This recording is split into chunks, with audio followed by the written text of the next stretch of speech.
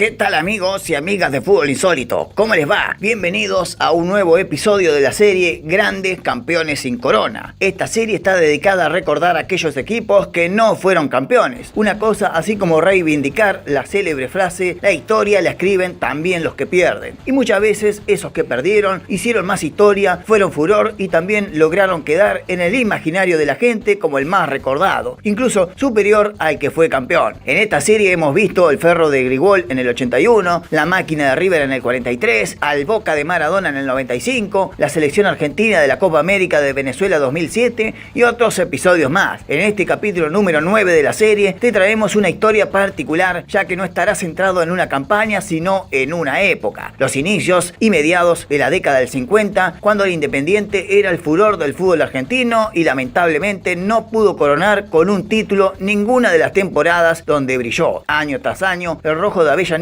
iba perfeccionando un juego argentino criollo de toque corto, muchos goles y grandes jugadas, pero por H o por P nunca pudo ser campeón, pero aún así quedó en la memoria de todos los futboleros históricos. ¿Querés saber la historia del Independiente de la gran delantera de los 50? Seguí mirando el video entonces. Durante el campeonato de 1948, mientras Racing lideraba el torneo y era el claro campeón, se desató la histórica huelga de futbolistas profesionales de la AFA e hizo que las últimas 5 fechas del torneo se jugaran con juveniles y jugadores de la reserva. Ahí Racing perdió terreno y sus juveniles cayeron en reiterados partidos hasta que en las últimas 2 jornadas no se presentó a jugar. Y esto le dio pie a que su más inmediato perseguidor, Independiente, le robara la punta del torneo y a fin de año se consagrara campeón de 1948. Pero durante la temporada de 1949 comenzaría el éxodo de futbolistas, la mayoría a Colombia, pero otros se fueron a países limítrofes y otros más aventureros se fueron a Europa. Independiente también salió perjudicado en este éxodo al punto que en este torneo del 49 terminó a mitad de tabla, porque 2 de sus grandes jugadores y delanteros se habían ido, Maurín y Mario Fernández. Pero entre tanta mala, en ese torneo del 49 que ganaría la Academia, Independiente sonrió, porque debutaba con 19 años en la primera división, Ernesto Grillo, una joven promesa que dará que hablar en este video.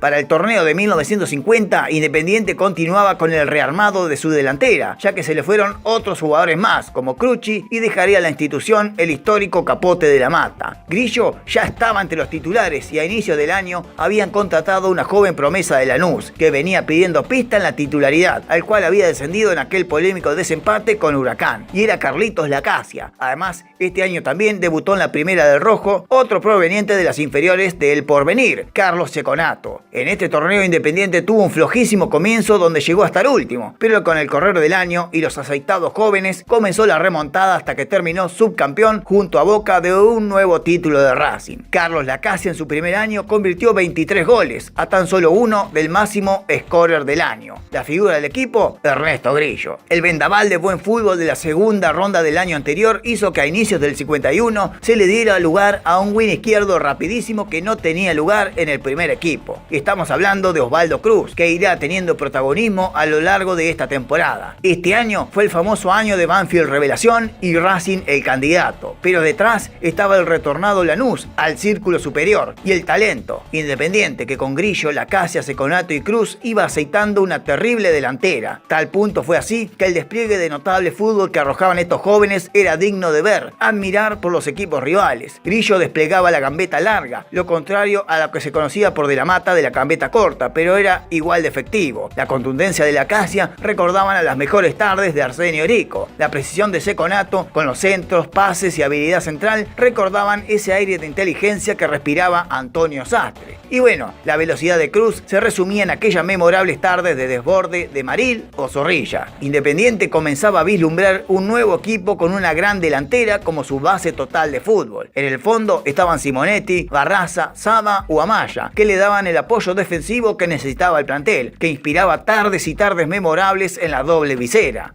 Independiente ganó la primera ronda del campeonato del 51, pero sufría una campaña de desprestigio por el poderoso Racing, que contaba con ayuda estatal, ya que que Independiente históricamente se lo había relacionado con otros partidos políticos rivales al que gobernaba en ese momento. En la fecha 22, el rojo le ganó de visitante a Vélez en el reciente inaugurado José Amalfitani por 4-3, con 2 goles de la Casia y otros 2 goles de Ceconato. A la siguiente, venció como local a San Lorenzo por 4-2, con 1 de Ceconato y 3 de Cruz, que ya era titular. En la fecha 24 venció 6-1 en Villa Crespo a Atlanta, con 1 de Ceconato y 3 de Grillo, 1 de Cruz y otro de Navarro, el green derecho. Y en la fecha posterior le dio de baja la candidatura a Lanús y lo aplastó por 7-1, con goles de Navarro, 2 de Grillo, 2 de Ceconato, 1 de Cruz y otro de la Casia. Parecía que había vuelto el Independiente goleador de los años 30. No paraba de meter goles y encima jugaba bien. Una ilusión para los de Avellaneda, pero la ilusión llegó hasta la fecha 26, cuando el rojo se quedó sin nafta y sobre todo como visitante.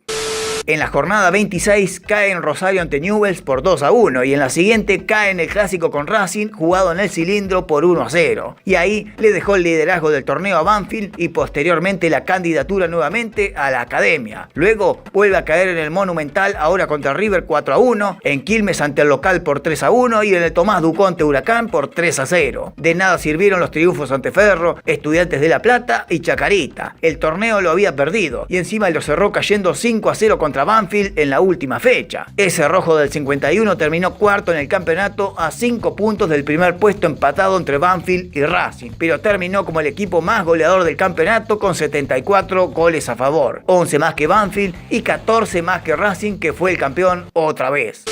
En el campeonato de 1952, torneo ganado por River, Independiente otra vez volvió a ser protagonista exclusivo. Este año debutarían en la primera Rodolfo Micheli y a mitad de año Ricardo Bonelli. Ya en la primera fecha nomás, Independiente presentó este equipo: Abraham, Rubio y Cardoso. En el medio, Amaya, Saba y el Negro Britos. Y arriba, escucha bien, Micheli, Ceconato, La Casia, Grillo y Cruz. La gran delantera joven y extraordinaria de Independiente. Jugaban juntos por primera vez. Y en la primera fecha en sí, contra el River de la Bruna y Walter Gómez. Ese partido fue cubierto por el gran periodista Lorenzo Borocotó, que lo clasificó de inolvidable por el tremendo juego que había visto a sus ojos. El despliegue del ya conocido team de River fue emparejado de una manera formidable por el joven team rojo. En media hora, River ganaba 3-0 con gol de Bernaza y 2 de Prado, pero Independiente reaccionó vitalmente y antes de terminar el primer tiempo, descontó la Casia. En el segundo tiempo comenzó a marchar la gran delantera roja y primero golpeó Ceconato y posteriormente Micheli para empatar las cosas 3-3. Y casi lo gana sobre el final, ¿eh? Así fue la presentación de estos 5 muchachitos de Independiente que comenzarían a dar que hablar a lo largo de los siguientes años en el fútbol argentino y también de manera internacional. En la fecha 2, Independiente aplastó a Platense por 4-2 sin la presencia de Cruz, pero después está 4 fechas sin ganar debido a los continuos cambios en la alineación inicial que no favorecía la continuidad de los jóvenes delanteros. Encima, muchos de los partidos de ese torneo del 52 fueron jugados bajo mucha lluvia y mucho barro. Con tal de no suspender la fecha, los hacían jugar igual. Y este tipo de campo de juego, pantanoso y barroso, favorece a los que juegan al pelotazo, a la pelota parada y a zapatazos de afuera del área, no al que juega lindo por abajo, y eso perjudicó seriamente al rojo este año. En la fecha 7, Independiente vuelve al triunfo al ganarle a Atlanta por 5-2 con goles de Grillo, La Casia, Cruz y Micheli por 2. Era insólito, cada vez que jugaban los 5 delanteros juntos jóvenes ganaban. Ahora, ¿por qué no los incluían todos los partidos? Será una incógnita. Tipos como Navarro o Rolando, que habían sido contratados de Estudiantes de La Plata, tenían más peso que los mismos jóvenes. Pero si vos veías que los 5 pibes, cuando jugaban juntos, hacían desastres, ¿por qué no ponerlos? Ay, Dios, estas boludeces de los entrenadores. En las 2 fechas siguientes del torneo, Independiente volvió a ganar y comenzó la remontada. Pero una derrota con Lanús como local lo hizo repensar y volver a los cambios de formación nuevamente. Un par de empates contra Banfield y Newell's y la goleada a Rosario Central, parecía que el equipo volvía a la senda del triunfo, pero en julio del 52 muere Eva Perón y el torneo se suspendió por 1 mes y medio de duelo nacional. Y eso perjudicó notablemente al team rojo, que cuando volvió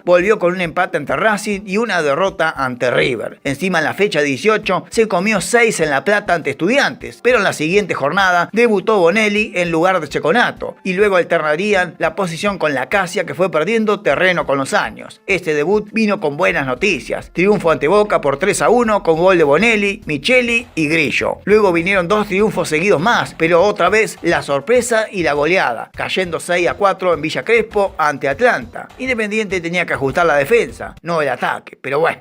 Luego metió 4 triunfos sucesivos, incluyendo un 7-1 a Ferro, y cerró con una goleada como local ante Newell's por 5-1, y la derrota clásica ante Racing por 1-0 otra vez como visitante. En ese torneo del 52, Independiente terminó tercero junto a Huracán, detrás del River campeón y Racing subcampeón. Nuevamente el rojo fue el más goleador del campeonato con 72 goles a favor, 22 goles más que Racing y 7 más que River campeón. Los goles no alcanzaban, el juego lindo tampoco. Independiente debía ajustar la defensa y no lo hacía. El rojo creía que con buen fútbol de arriba era suficiente, pero no. Ya en los años 50 se habían empezado a dar ajustes en las líneas defensivas. Había fullbacks que jugaban pegados a los insiders como Estampilla y centros que oficiaban muchas veces de zaguero central, como Cuevero entre los backs. Independiente apostaba a la juventud de arriba, pero no se ajustaba en la veteranía de abajo, y esto le pasaba factura con cada derrota inesperada que tenía en sus buenos momentos del torneo. El campeonato de 1953, Independiente volvió a ser protagonista exclusivo otra vez. Quizás esta vez se dieron cuenta y la gran delantera arrancó de movida el torneo. Había vuelto al arco Simonetti y habían traído de Estudiantes a Violini, un defensor muy recio. Otra incorporación fue Moussen para el mediocampo, pero arriba estaba la cosa. Micheli, Seconato, Lacasia, Grillo y Cruz se recitaba de memoria, y el año 1953 quedaría en la retina de todos los futboleros para siempre, tanto que se recuerda hasta estos días. Fíjate.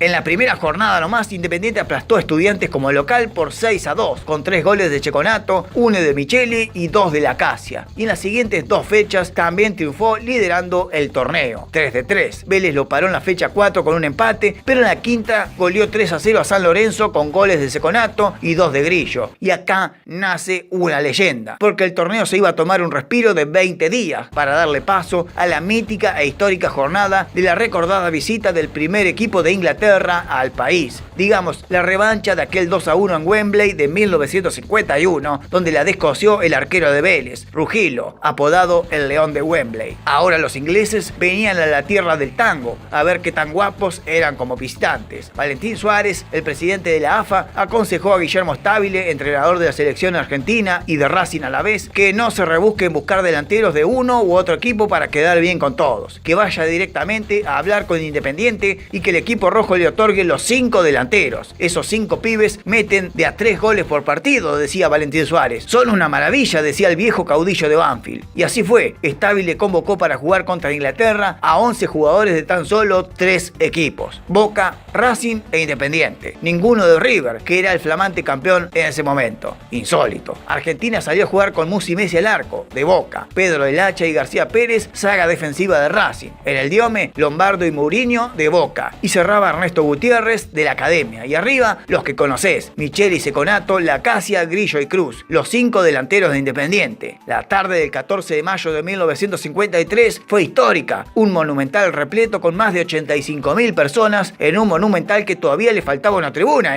Imaginate todos amontonados ahí. Los ingleses pisando tierra argentina por primera vez como selección. El presidente Perón presente en la tribuna saludando a los muchachos y siguiendo las alternativas del juego. Luego vino el extraordinario gol de Ernesto Grillo, un gol casi imposible desde el costado izquierdo, que lo catapultó para siempre como ídolo nacional. Un gol de Micheli y otro más de Grillo pusieron cifras definitivas ante el primer triunfo argentino ante Inglaterra por 3-1. El día que nacionalizamos el fútbol, decían los periódicos, y por este gran día se conmemora el Día del Futbolista Argentino todos los 14 de mayo. Pero pará, porque hubo planificado una revancha con los ingleses 3 días después, y se vendieron más entradas todavía, más de 91.000 entradas vendidas. No sé cómo no se derrumbaba esa cancha con más gente todavía de la que podía entrar. Mirá lo que está esa cancha, papá, un peligro era. Pero la lluvia fue más protagonista todavía y la cagó. Un barrial insostenible, un diluvio que nunca paró, y el partido se suspendió a los 23 del primer tiempo y nunca se volvió a jugar. Una pena, porque se venía otro triunfazo según las crónicas de la época. Esto le dio nuevos bríos al team del rojo, que al volver al fútbol local siguió su racha triunfadora, venciendo a Chagarita y a Ferro, y empatar ante River y Gimnasia. En la fecha 10 golea a Central por 5-2 y luego cosecha 2 triunfazos, 1-0 a Lanús y 4-1 a Huracán. Seguían brillando los delanteros. Lacasia cada tanto era suplantado por Bonelli, pero la base estaba e Independiente marchaba en el primer puesto tranquilo. En la fecha 13 sufrió un cimbronazo feo al caer goleado ante Platense como visitante por 4-0, pero no perdió la punta, que siguió manteniendo hasta la fecha siguiente cuando le ganó a Boca 3-1 otra vez. Pero llegó la fecha 15, la última de la primera ronda, y vino el coletazo que marcaría el final de este equipazo y este gran campañón del rojo. La derrota clásica con Racing otra vez, en un partido plagado de polémicas y discusiones. Racing venció 3-0 a Independiente y la polémica performance del árbitro inglés Meide a favor de Racing hizo que Grillo y Seconato perdieran la cabeza y se fueran expulsados por insistentes insultos y protestas al referí. La AFA le aplicó una durísima sanción a ambos jugadores y el rojo no pudo contar con ellos en largas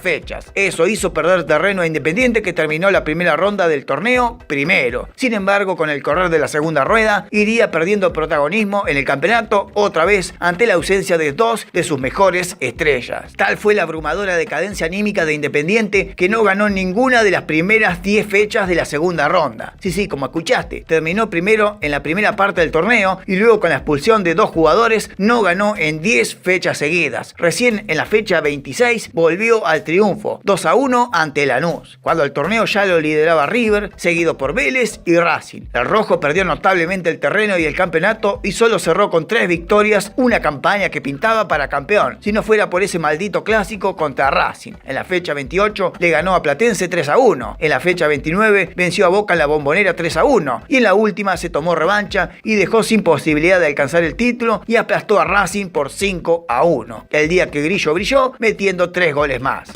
El rojo volvía a terminar cuarto en el torneo, lejos, a 8 puntos del River campeón, pero esta vez no fue la delantera más goleadora, pero sí dejó buenas impresiones aquel triunfazo ante Inglaterra, con la formidable performance de sus 5 muchachos de Independiente en el ataque. Tan formidable fue el recuerdo de esa tremenda jornada que los dirigentes del rojo, con apoyo del gobierno nacional, emprendió una histórica gira por Europa a finales del 53. El torneo ya había terminado y salió la gira como alternativa para seguir desplegando el fútbol criollo de Independiente, que aunque no salía campeón, daba espectáculo verlo jugar. Y así fue como Independiente emprendió el recordado e histórico viaje a Europa.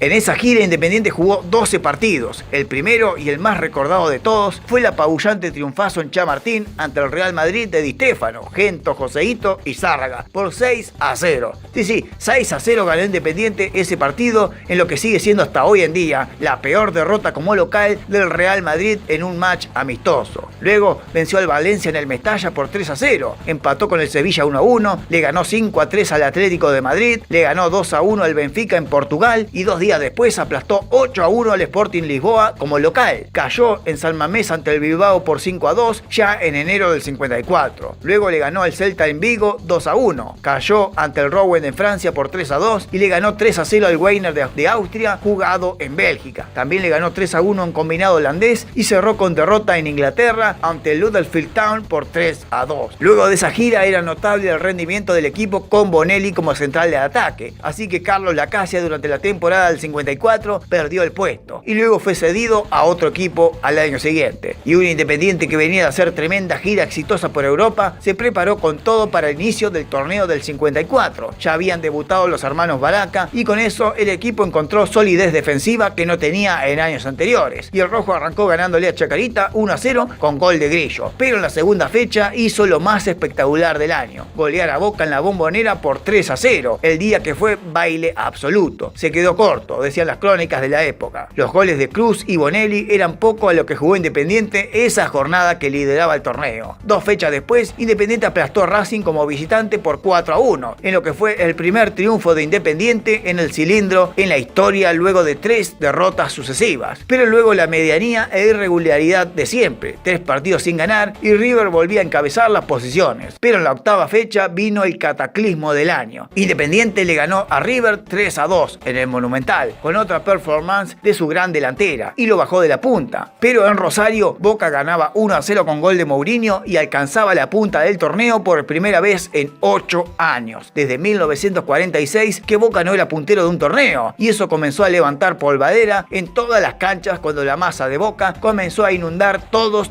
los estadios, no solo la Bombonera, sino todos los estadios de verdad. Boca había remontado desde aquel 0-3 en contra frente a Independiente, y ahora era el puntero y el rojo estaba segundo con River. Boca siguió ganando 3 partidos más que el rojo, que no ganó ni uno solo, concediéndole nuevamente el segundo puesto a River. En la fecha 12, Boca cae en Patricios ante Huracán, y el rojo vuelve al triunfo ganándole a Vélez por 2-1. Boca la siguiente jornada vuelve a caer, ahora en la Bombonera, en el Superclásico contra River, y el rojo no lo aprovecha, y solo saca un empate ante el pobre Banfield. Y las 2 jornadas finales cierran con triunfos de los dos de arriba, Boca e Independiente, que golea una vez más a San Lorenzo por 3-0 y aplasta humillantemente a Platense por 6-2 en condición de visitante. Primero Boca, segundo Independiente.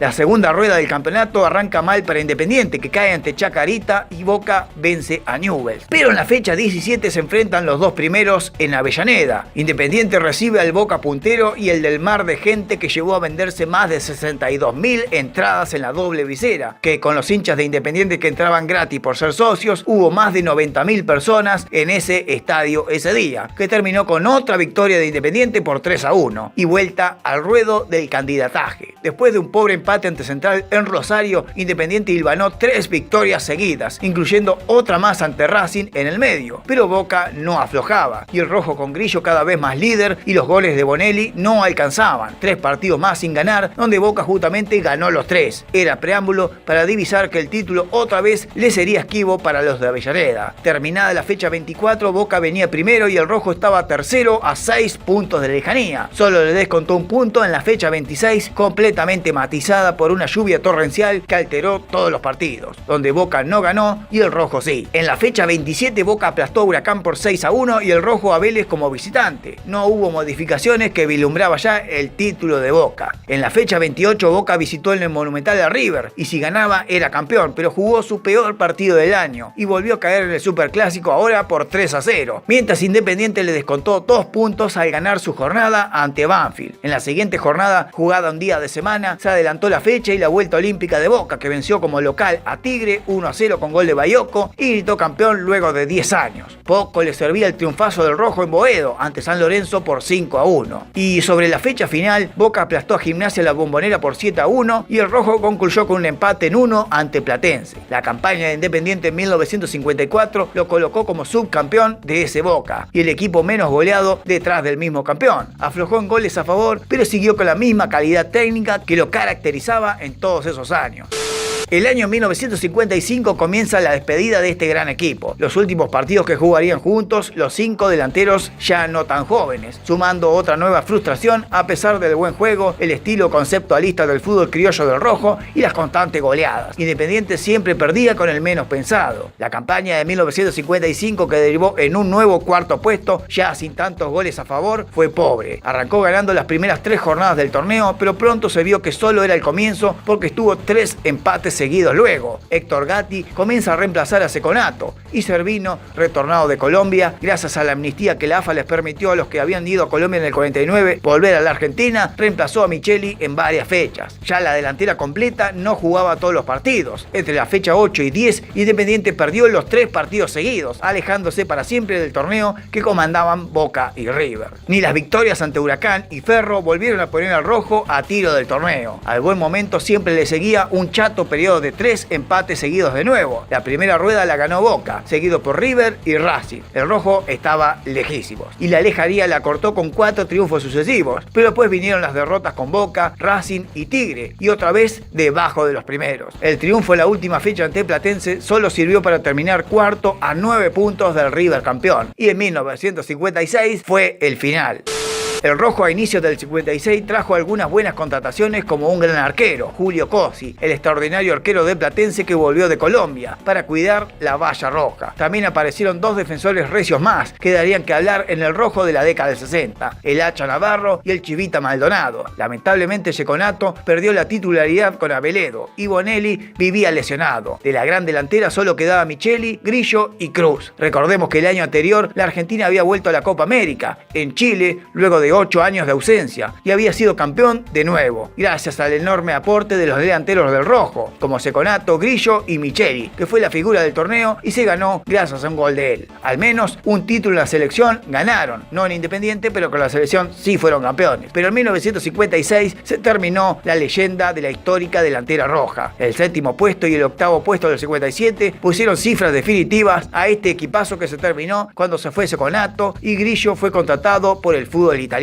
Este gran equipo de Independiente, principalmente movido por la espectacularidad de sus 5 delanteros, mereció mucha más suerte. Mereció terminar dignamente un campeonato como ganador, pero no hubo caso. Siempre hubo equipos superiores en ánimos y pujanzas que el rojo no contrarrestaba. Lo curioso es saber que Independiente le ganaba a los primeros de la tabla, pero perdía puntos con los de la mitad del campeonato. El ejemplo claro fue en 1954, cuando le ganó los 2 clásicos al Boca campeón, los 2 clásicos a San Lorenzo, los 2 clásicos de Avellaneda Racing, y con River venció en el Monumental y solo empató como local. O sea, no perdió ninguno de los 8 clásicos con los grandes, solo un empate. Pero sí perdió partidos muletos como contra Chacarita, Gimnasia de La Plata, Ferro o Tigre, que estaban en los últimos puestos. Es Independiente de la gran delantera que quedó en la inmortalidad por la goleada del Real Madrid en la gira europea, como también los triunfos en otras giras como en México o Guatemala, y además fue integrante principal del primer triunfo argentino sobre Inglaterra. Siempre será recordado como uno más de los grandes campeones sin corona.